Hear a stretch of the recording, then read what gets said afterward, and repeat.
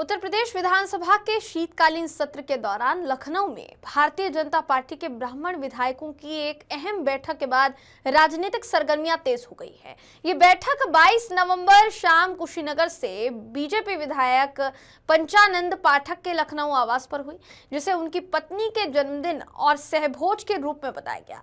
ये बैठक यूपी की जातीय राजनीति, ब्राह्मणों के महत्व और आगामी 2027 विधानसभा चुनावों के लिहाज से देखा जाए तो अहम मानी जा रही है, क्योंकि कुछ ही दिन पहले यूपी में ही ठाकुर बीजेपी विधायकों की भी बैठक हुई थी और माना यह जा रहा है कि कुर्मी समाज से आने वाले पंकज चौधरी को यूपी बीजेपी के प्रदेश अध्यक्ष बनाने के बाद ब्राह्मणों को अपना दबदबा कम होने का एहसास हो रहा है।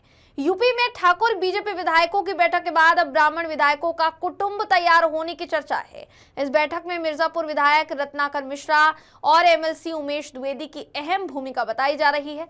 खास बात यह रही कि इसमें बीजेपी के साथ साथ अन्य दलों के ब्राह्मण विधायक भी शामिल हुए। सूत्रों की माने तो बैठक में करीब 45 से 50 विधायक और एमएलसी मौजूद थे, जबकि यूपी विधानसभा में कुल 52 ब्राह्मण विधायक हैं, जिनमें से 46 भाजपा से हैं। लिट्टी चोखा और मंगलवार व्रत का फलाहार जो है वो इन तमाम विधायकों को परोसा गया। वहीं आपकी जानकारी के लिए बता दें कि नृपेंद्र मिश्रा और बेटे एमएलसी साकेत मिश्रा की मौजूदगी ने बैठक को और ज्यादा चर्चा में लाकर खड़ा कर दिया। राजनीतिक विशेषज्ञों के नजरिए से अगर देखा जाए तो इस बैठक के कई मायने निकलते हैं। दावा यह किया जा रहा है कि हालिया सियासी परिदृश्य और जातीय राजनीति में ब्राह्मणों की आवाज दबती जा रही है और यही कारण है कि इनके मुद्दों को उठाने के लिए ये जुटान हुआ था।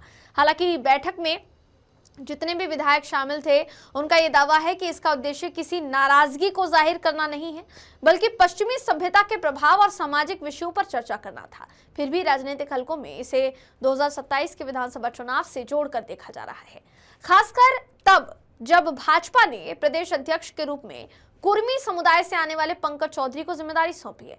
माना यह जा रहा है कि यह बैठक ब्राह्मण वोट बैंक के प्रभाव, उसकी ताकत और भविष्य की रणनीति को समझने की एक कोशिश है, जो आने वाले समय में यूपी की राजनीति में नए संकेत दे सकती है।